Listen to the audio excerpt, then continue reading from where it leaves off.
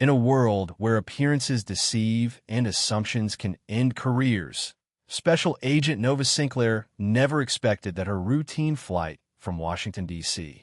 would ignite an incident exposing institutional bias and unravel a conspiracy that had been hidden for decades. As Deputy Director of the FBI's Counterintelligence Division, Nova had navigated some of the world's most secure checkpoints. But this was Reagan National Airport, where today she wasn't Deputy Director Sinclair. She was just another black woman in line. Nova adjusted her tailored navy blazer as she approached the security line, her credentials nestled inside the familiar leather case. 15 years of federal service weighed in her palm in the form of her FBI shield. It had been her armor, and at times her burden. "Ma'am, I'm going to need you to step aside." The voice sliced through the ambient noise. Officer Drew Kessler, his stance textbook intimidation, legs braced, hand resting near his holster, eyed her with suspicion. His gaze dropped to her designer carry-on, as if it might be ticking. "Is there a problem, officer?" Nova asked, her voice level but carrying the underlying steel that had served her well in high-level negotiations and interrogations. "Random security check," Kessler replied, though his stare lingered on her brown skin just a fraction too long. Nova exhaled slowly and extended her ID and boarding pass the way she had been trained to present evidence in court. Deliberate, controlled. "I'm running late for my flight, officer. Perhaps we could expedite this process." There was a flicker in his eyes, annoyance, maybe, or confusion at her calm composure, her articulate diction. He took her documents, examining them with ostentatious skepticism. "This says you're FBI." "That's correct," Nova said, keeping her tone neutral. "You don't look like FBI." For words. Simple, common, but loaded. Words that hit like a bullet. Nova felt them land, but years of experience had taught her restraint. "And what, Officer Kessler," she asked smoothly, "does FBI look like?" His jaw clenched. "I'll need to verify this." "Step over to the secondary screening area." Nova's stomach tightened, but she didn't flinch. Around them, white businessmen passed through security unchecked. She caught the sidelong glances of other passengers as she was led to the cordoned-off space designated for additional screening. She sat in the cold plastic chair, wrapping her blazer tighter around herself. "This is unnecessary," Nova said quietly. "A single call to the bureau will confirm my identity. My flight boards in 20 minutes. Kessler's smirk was thin. "If you're really who you say you are, you understand the importance of security."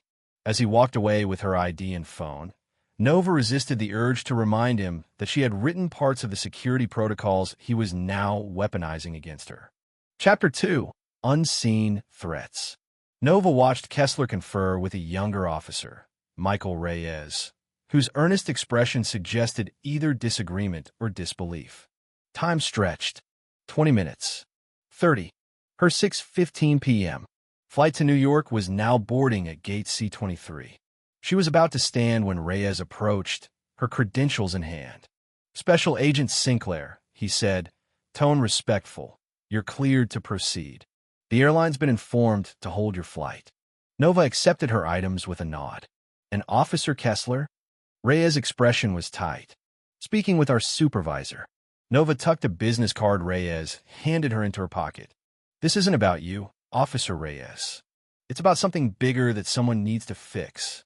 She turned and walked toward her gate, hyper-aware of the gazes tracking her movements. Ironically, she was en route to brief an interagency task force on a growing threat to national security, after being treated like one herself. What she didn't know was that Kessler's so-called random check was just the first domino in a chain of events that would uncover a conspiracy reaching the highest levels of government. As Nova settled into her first-class seat, accepting a glass of champagne from the flight attendant, she glanced out at the terminal. A man in a tailored gray suit was watching her. He raised a phone to his ear. "She's on the plane," he said softly. "Delayed, but in the air." In an office 40 miles away, another man, Assistant Director Mason Voss, ended the call and turned over a framed photo on his desk. It showed a younger Nova Sinclair, beaming, receiving her FBI badge. "Good," Voss murmured. Make sure our asset in New York is in position. She's getting too close. Chapter 3. Ghost Patterns. High above Delaware, Nova's fingers flew across her laptop keyboard, reviewing briefing materials. A vibration buzzed at her hip. A text from director Elijah Monroe. Heard about the airport. You good? Nova smiled faintly. Monroe had mentored her for a decade. He'd seen her rise from an analyst to deputy director, championing her in an agency slow to accept her. Nothing I haven't handled, she texted back. There's something else, he replied. Arcturus has been accessed. Novas fingers froja. Arcturus was her secret investigation into suspicious intelligence routing anomalies. Only 3 people had access, and Monroe was one of them. By who? She typed. Authorized clearance. Details when you land. She slid her phone back into her pocket. Can I get you anything else? Agent Sinclair? The flight attendant asked softly. No, thank you, Diane. Novas milit. Names mattered, a lesson from her early days in the field. Nova closed her laptop. She stared out into the dark, the lights below twinkling like fragile constellations. She thought of her sister, Ava, who often reminded her that she couldn't carry the weight of national security alone. But Nova knew better. The discrepancies in Arcturus hinted at something dangerous, a shadow operation embedded within the intelligence community itself. And someone wanted her to stop digging. Chapter 4. Descent into Shadows. Nova's plane touched down at JFK. As she collected her things, another message from Monroe appeared. Car waiting at arrivals. Driver cleared. Trust no one else. Novas bulsha kikanat. Monroe was not prone to paranoia. A sleek SUV met her at the curb. The driver, an unassuming man named Harris, nodded politely. First time in New York, ma'am. No, Nova replied curtly. Inside, she pulled up files on Officer Kessler. His record was clean, but too clean. She bookmarked it for later. As they neared her hotel, Harris glanced back. Have a good night, Agent. Thank you, Nova said after a pause. She appreciated small courtesies, even now. Inside the hotel lobby, Nova's senses pricked. A man in a charcoal suit sat at the bar, nursing a drink he hadn't touched. His gaze flickered toward her, too measured. Nova took the elevator to the 14th floor, not the 12th where her room was. She doubled back through service stairs, basic counter surveillance. In her room, she swept for bugs, found none, and finally exhaled. But she slept lightly, weapon within reach. Monroe's warning rang in her ears, trust no one. And now, Arcturus had been breached. Chapter 5. The Web Titans. The next morning, Nova reviewed the files again, dressed sharply, and left the hotel by a side entrance. She met Monroe at a secure federal building in Midtown. We need to talk, Monroe said. Nova nodded. I got your message. Who accessed Arcturus? Monroe's gaze darkened. Voss. Using Hargrove's credentials. Novas gut tightened. Assistant Director Hargrove was second in command of counterintelligence.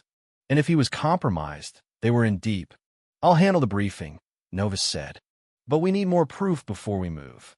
At the interagency meeting, Nova presented the financial data connecting Eastern European networks to terrorist financing.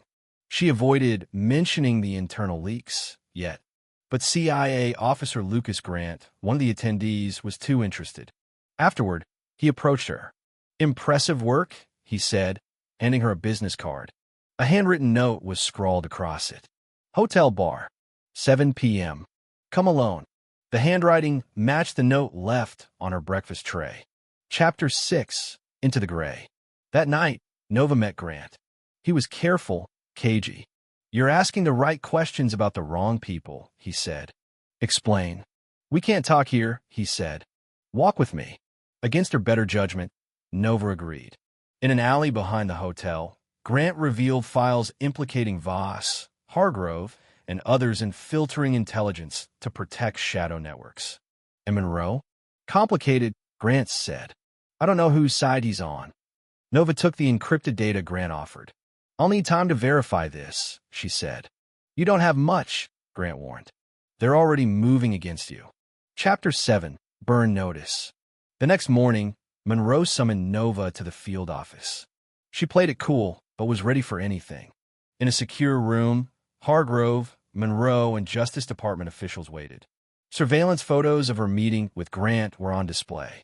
Agent Grant was found dead, Monroe said. "We're placing you on administrative leave," Hargrove added. Nova surrendered her credentials.